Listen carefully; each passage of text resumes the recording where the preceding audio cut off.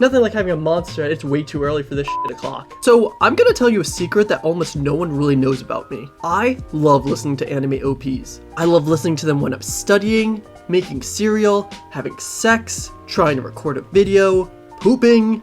Funny enough, I wasn't always like this. I actually used to skip them on the reg. Like, I might listen to them once, but that was it. Which is kind of ironic looking back since I love Hatsune Miku. Yeah, I can't really explain that one to be honest. It wasn't until this past year, I'd say, that I started listening to anime music almost as much as Western music. And it's all thanks to one amazing opening. Grand Blue, truly a bop. To be honest, I actually listened to this because of anime music quiz with my friends. Anyway, I wasn't great at the game when I first started, so I forced myself to listen to a bunch of OPs over and over again so I could be better. Forcing myself at the time to listen to what I thought was just a bunch of theme songs from anime. You know, what real chads do. Listening to show openings over and over again to beat their friends in an online game. On this endeavor, I started learning a lot about OPs, and the whole forcing aspect of it started to change into genuinely enjoying them, to the point where I was actually going out of my way to find more just to listen out of pure interest. My first realization is that hentai has some really great openings.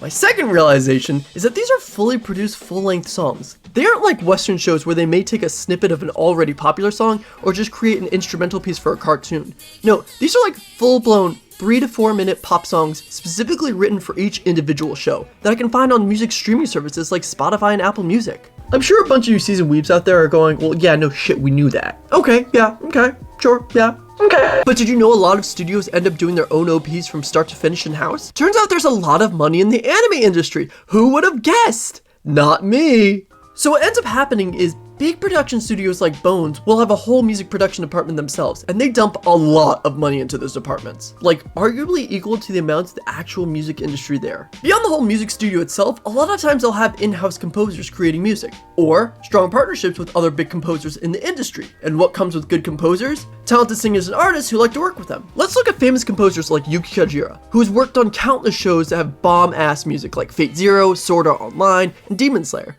Every single one of those shows has a banger OP. One thing you may have thought about just now is, banger, I barely know her.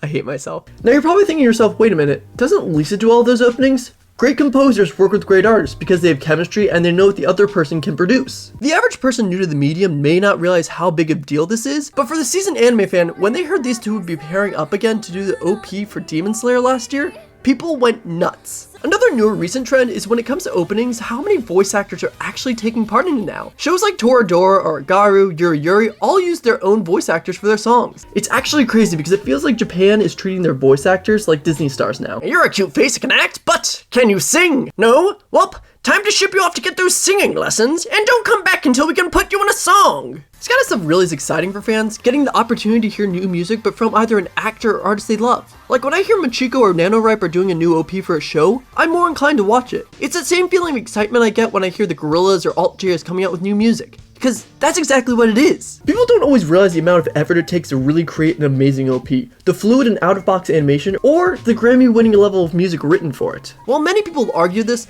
I'm under the firm stance that if a show is a good OP, that's an indicator that you're gonna have a good show. Now, again, this is both an assumption and my personal opinion, and it's not always right. For example, Shinsekai Yori, great show. Terrible OP. Or Kokaku, arguably my favorite and most listened to opening, but just an okay show for me. A good opening should be memorable and get you excited to watch each and every new episode, to the point where like if Netflix tries to skip something, you're like, can you fucking not? I don't care if it's the 100th time I've heard Unravel, I'm gonna sing that out of tune at the top of my lungs like I always do in my special alone time while I cry and punch a mirror. If you were to look back at your childhood, what show openings do you remember? Without even knowing it, you probably just realized they were anime like Pokemon or Sailor Moon if you're from my generation. If you're younger, it may have been something like Naruto or One Piece. Oh, 4Kids, you both scarred and made my childhood. I'm not saying I only watched anime growing up, but I mean shows like Ed, Edd and Eddy, Foster's Home for Imaginary Friends, or Rugrats didn't have lyrics or meaning behind their openings.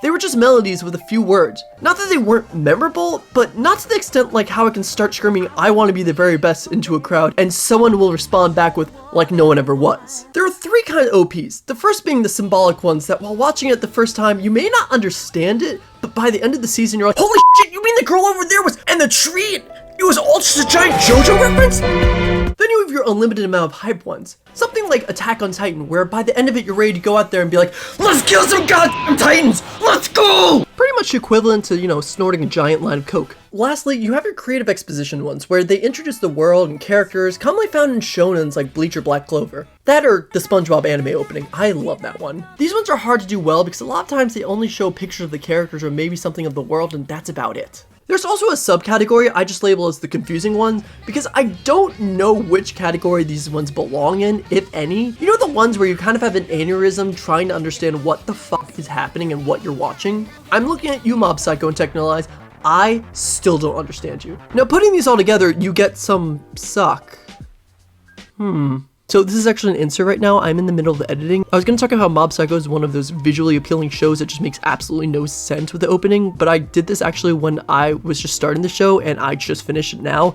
And go figure, it makes perfect sense and is going in the symbolic category because all those weird visuals are making sense. Oopsie! A great opening will many times fit into multiple categories, if not all of them at the same time. Shows like Asterisk War, which is OPs that are both really fast and powerful to really just signify how many fights there are in the show, not to mention the superb animation. ReZero's opening captures the suspense, life and death of our main character through the song, pairing it with the animation very nicely, as well as showcasing the cast. High School DxD has ample plot. Tokyo Ghoul's Unravel, no matter how you feel about the show or series, is arguably one of the best, if not the best OP in the 2010s, between amazing music and multi-layered visuals. I'm not going to go into great depth beyond this about how incredibly complex some OPs can be, but I do recommend watching why Tokyo Ghoul's intro is so great from Mother's Basement, which is an excellent example on how much thought and direction really goes into these. That really loops back to what I was saying before about if a show is good or not based off the OP. If it's forgettable and mediocre, chances are the show's also going to be forgettable and mediocre. With some shows, clearly that's harder to tell than others, like idol shows for example. Those don't need to have revolutionary OPs because if you're already watching an idol show, you probably enjoy them and know what you're getting into. And then if you're already an idol fan, you may off the bat think the OPs are just bangers. Some people really value one aspect over the other. I remember watching Naruto back in the day, and the original show's OPs a lot of times had kind of lazy animation, where it was either completely taken from the show or just moving stills. But to this day, I still know and love some of the songs they've used, so I can in a sense kind of excuse how it looks. On the opposite end, a show like Fate's Stay Night from 2014 has some of the coolest visuals I've ever seen, but I'm much more inclined to skip it because I just don't enjoy the music. I mean, outside Kaijo, I really don't like sports anime, and I'm a die-hard sports fan. But show me some Haikyuu and I will just not care at all. I just to this day don't understand why they need to have so many exclamations in their names. Like, is it because it signifies action? I don't get it. Regardless, I heard History Maker one day and was like, what is this magical song? I remember binging Yuri on Ice afterwards, a show I truly would never have imagined myself liking nearly as much as I did. And really, that's how I was introduced to a lot of shows I love, just because I heard the OP or EDs for them. Again, I'm one of those people, for example, where if you show me some good music, I'm probably gonna be more inclined to watch a show. There are just so many memorable ones out there, ones you'll never forget or not love, like Bluebird from Naruto, Cowboy Bebop, Neon Genesis Evangelion, and sometimes an OP won't even match the mood or tone of the show, like Flyers from Death Parade.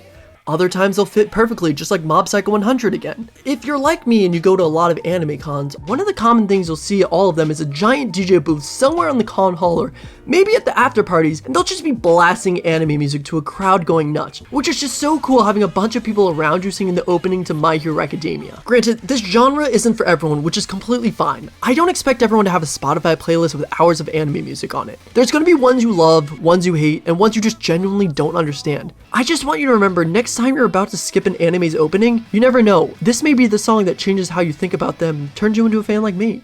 Do you remember how I gave my power to you? What I said that day? Eat this! No, not that part.